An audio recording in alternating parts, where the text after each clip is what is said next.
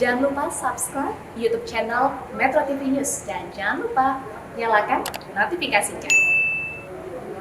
Pemirsa, meski telah dirumuskan sejak tahun 2012, rancangan Undang-Undang Data Pribadi belum tuntas diundangkan. Padahal teknologi internet terus berkembang dan pergaulan manusia di dunia maya tak terbendung. Sementara juga keamanan data pribadi belum terjamin.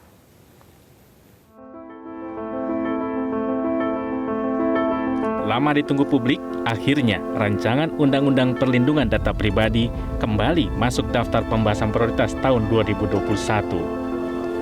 Awal pekan ini, Ketua Badan Legislasi DPR RI Supratman Andi Adgas menyampaikan RUU PDP akan dibahas bersama 33 RUU lainnya dalam masa sidang mulai Maret 2021. Jika melihat kembali ke sejarahnya, rancangan Undang-Undang Perlindungan Data Pribadi ini adalah aturan hukum inisiatif pemerintah. Pemerintah sudah membahasnya sejak tahun 2012 silam. 8 tahun kemudian atau Februari 2020, Presiden Joko Widodo mengirim surpres meminta DPR untuk mulai membahasnya dan mengundangkannya. Akan tetapi, setahun berselang, DPR juga belum selesai membahas, meski Komisi 1 sudah membentuk panitia kerja RUU PDP. Filosofi dasar rancangan Undang-Undang PDP ini adalah bagaimana negara melindungi individu dan hak asasi manusia di dunia yang bergerak digital saat ini. Pada Maret 2021, Menkominfo Johnny G. Plate juga sependapat bahwa rancangan undang-undang sangat penting melindungi keamanan data warga negara dalam kerjasama internasional.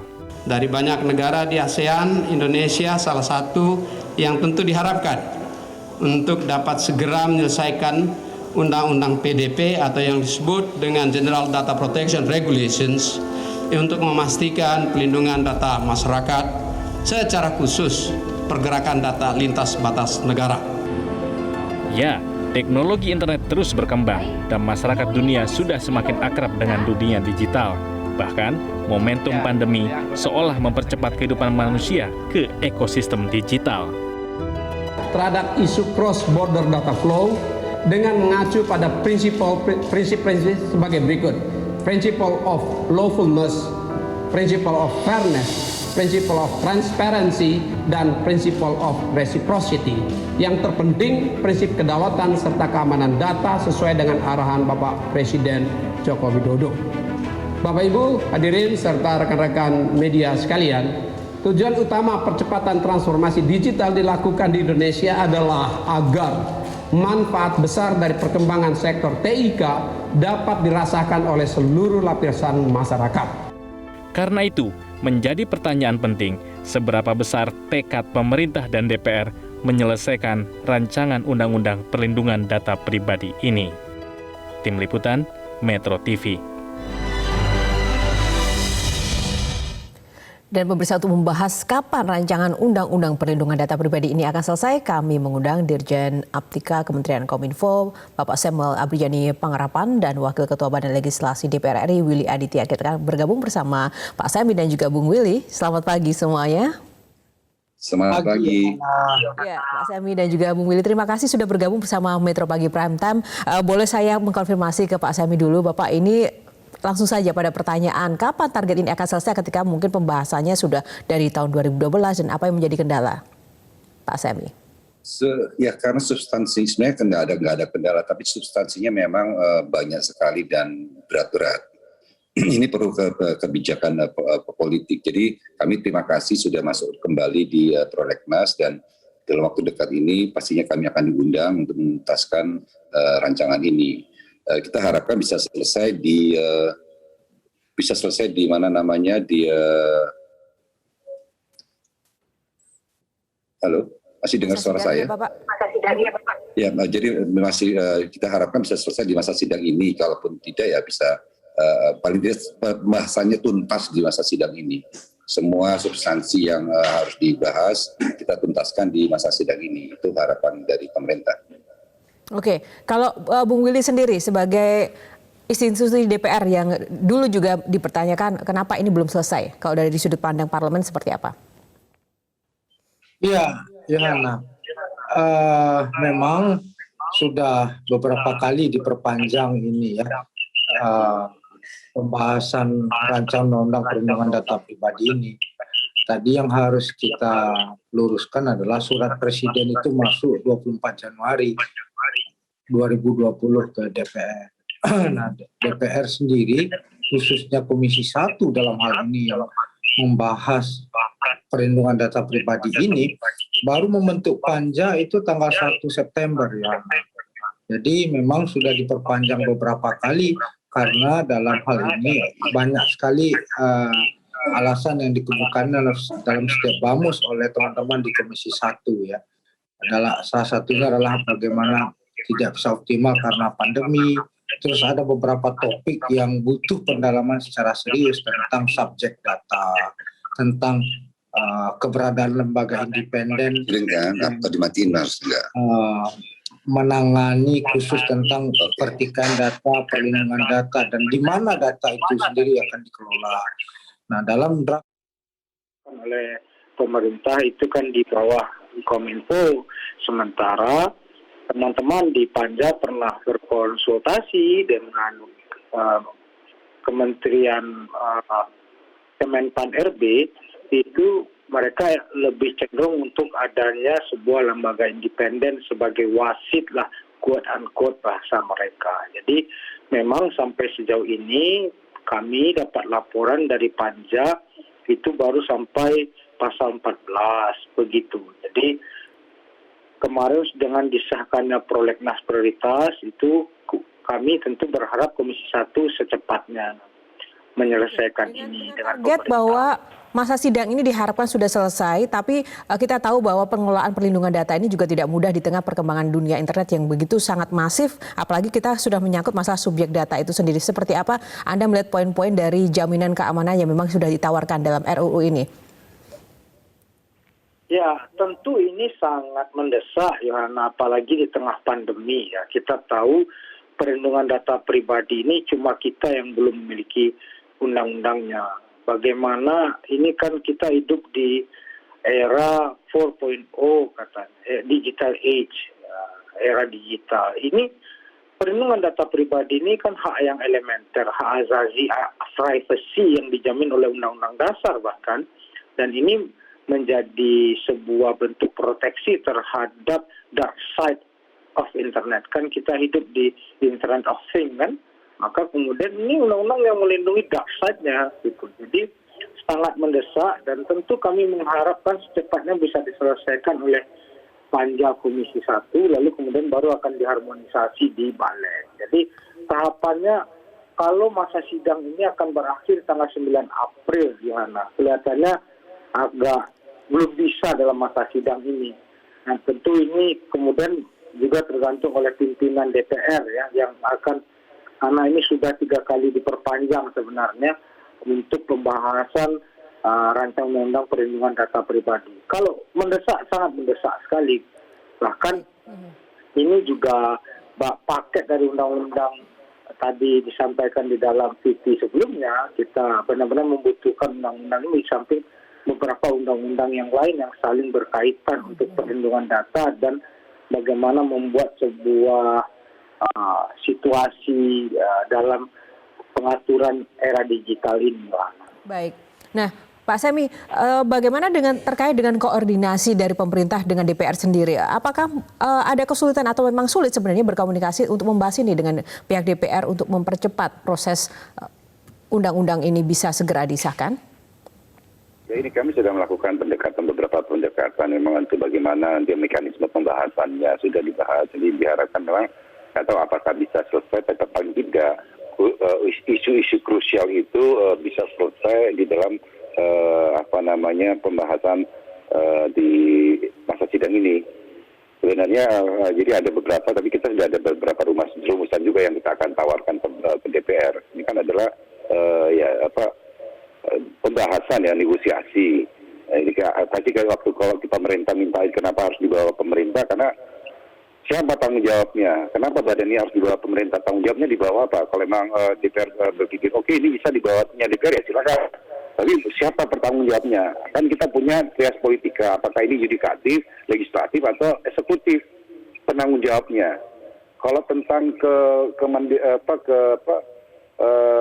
independensi itu kan dari tata cara menjalankan roda organisasinya. Nah itu bisa juga diatur donsnya yang harus dilakukan yang harus dipatuhi oleh badan ataupun apapun nanti bentuknya yang di bawah pemerintah ini apa. Nah ini saya rasa itu yang kami ingin kedepankan, karena kami ingin tahu siapa yang menjadi tanggung jawab. Jangan sampai nanti ada masalah pemerintah disalahkan tapi kita tidak bisa punya tangan untuk menata itu. Baik, siapa yang akan bertanggung jawab, dan pertanyaan selanjutnya, jika pun nanti sudah disahkan, seperti apa nanti pengawasan dan juga jaminan keamanannya, kita akan langsung membahasnya nanti seusai jeda. Tetaplah bersama Metro Pagi Prime Time. Ya, pemirsa, masih bersama kami di Metro Pagi Prime Time, masih bersama dengan Pak Semi dan juga dengan Bung Willy Aditya yang berbincang terkait dengan RUU Perlindungan Data. Masih dengan Pak Semi dan juga Bung Willy, saya ingin menanyakan hal yang sama.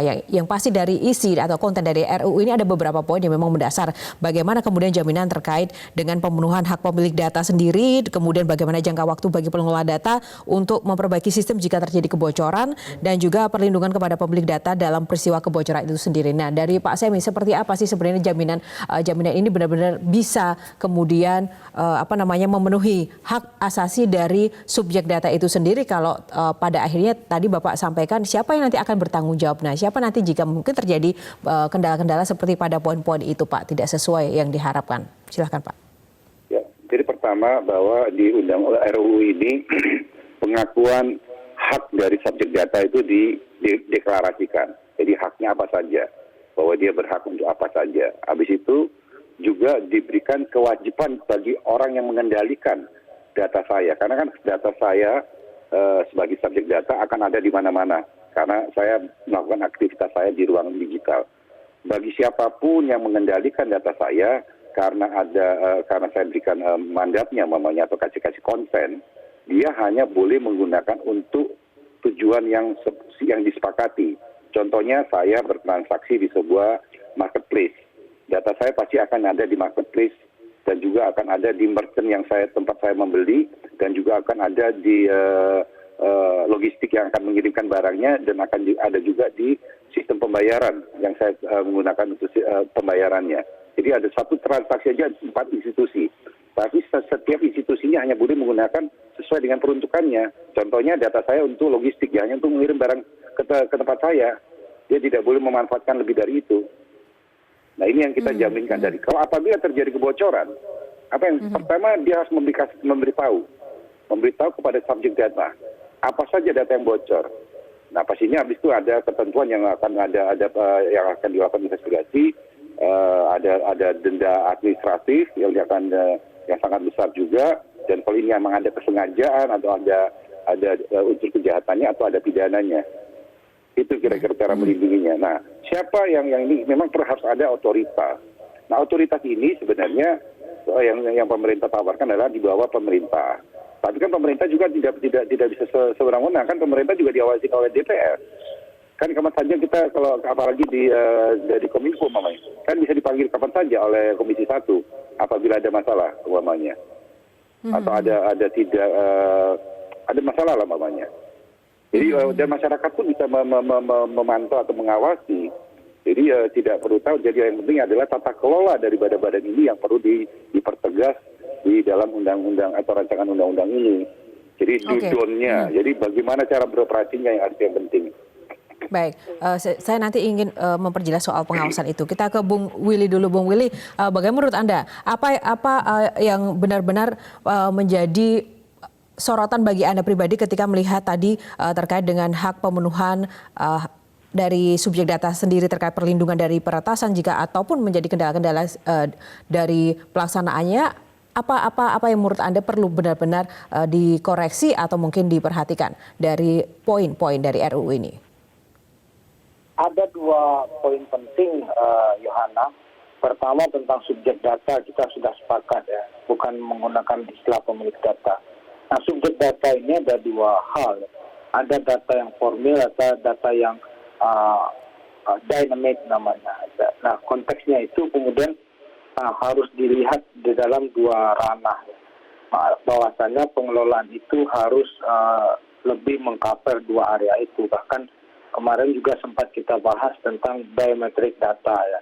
Nah, selama ini kan KTP elektronik itu sudah menggunakan data biometrik ya. Nah, dalam hal itu kemudian gini, data pribadi ini kan menjadi sangat bukan hanya krusial, dia yang menggerakkan digital age ini, dia menggerakkan era digital ini, dia menggerakkan industri 4.0 itu. Maka kemudian tidak salah orang mengatakan dia seperti batu bara dan minyak bumi gitu.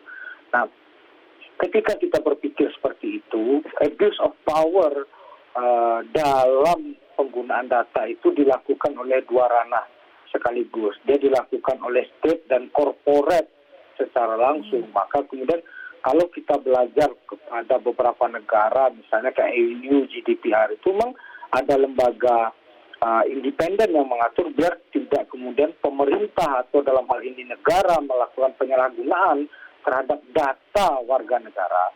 Dan kemudian korporasi juga tidak menyalahgunakan data itu, walaupun faktualnya data itu seringkali disalahgunakan. Nah, kenapa? Karena dia memiliki fungsi adjudikasi, tidak hanya pengawasan terhadap data, tapi ketika terjadi sengketa, dia langsung kemudian bisa memberikan fungsi-fungsi adjudikasi. Apa yang sedang dielaborasi oleh teman-teman di Komisi 1, misalnya, apakah kemudian ketika dia memiliki fungsi adjudikasi, apakah itu bisa di bawah Komisi Yudisial? Bisa jadi. Atau di beberapa negara yang parlementer itu di bawah DPR-nya langsung, Yohana. Nah, dalam konteks ini lagi butuh seperti yang dibahas oleh Bung Semi tadi, kita butuh pendalaman biar kemudian apa? Karena biar kita tidak keluar DPR itu perspektifnya holistik ya. Semua dipertimbangkan biar kita tidak terjebak. Gimana ya, Nan? Ya, dengan apa yang disampaikan Bung Willy, sedikit saja Bung Willy, memang masih banyak hal yang perlu memang digodok ya pendalamannya. Tapi target masa sidang ini selesai, kira-kira akan seperti apa? Bisa tercapai menurut Anda? Bisa diimplementasikan? Masa sidang ini sangat pendek, tanggal 9 April sudah selesai. Nah, nanti kemudian mungkin Pak Menteri dan tim dari Kominfo juga kemudian harus membuat gini.